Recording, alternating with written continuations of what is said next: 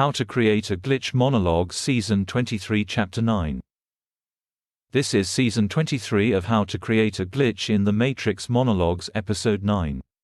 In this episode, we will be discussing the principle of appropriation as introduced in Season 6 Episode 3, continued in Season 14 Episode 6 and 9 and Season 21 Chapter 3.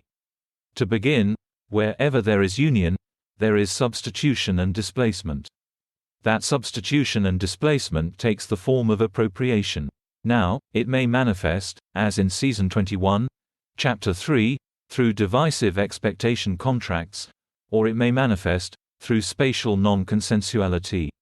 Suffice it to say, wherever non-consensuality manifests, be it in the archetypal realm, or through social contracts, or through spatial interaction, appropriation follows.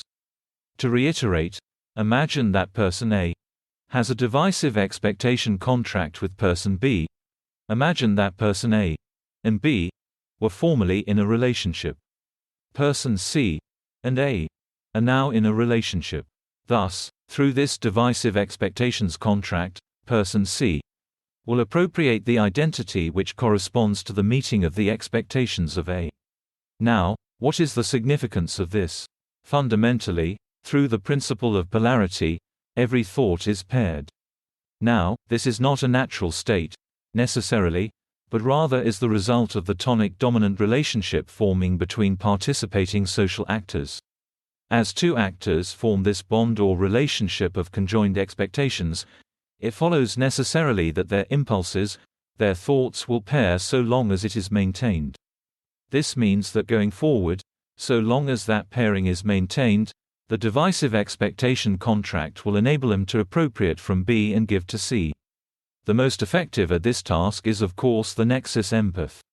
She or he who forms bonds with a large number of individuals in their social network, which permits them to act as a conduit for the passage of common thoughts and feelings. But there is an added implication of this effect.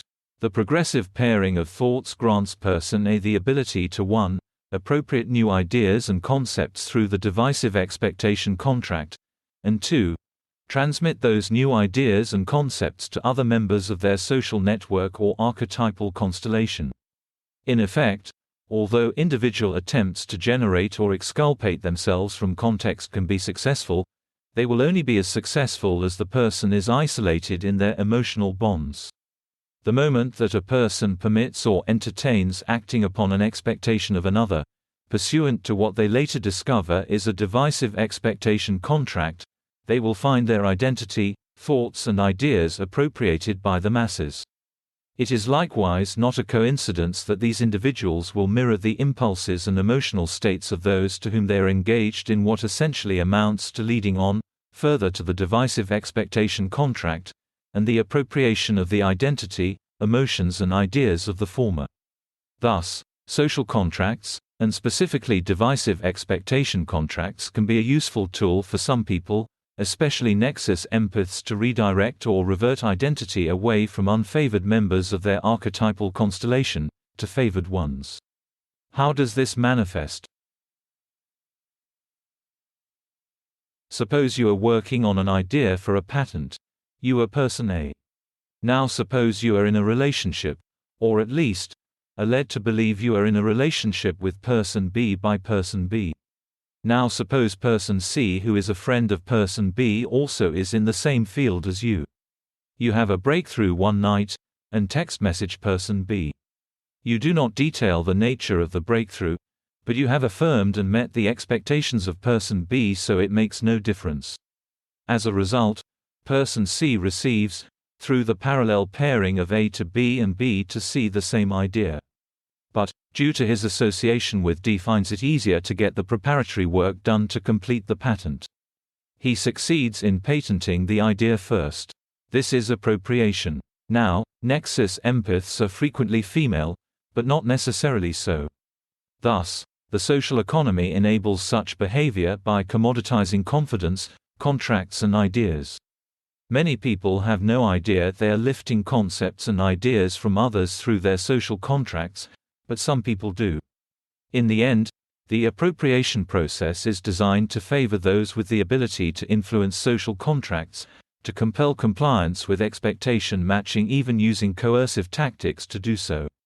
Whether that involves the incentivization of sex, or the commoditization of attention, ultimately matters less than the underlying impact on innovation and development of thought processes. It is through the process of parallel pairing that men such as Leibniz and Newton developed calculus at the same time.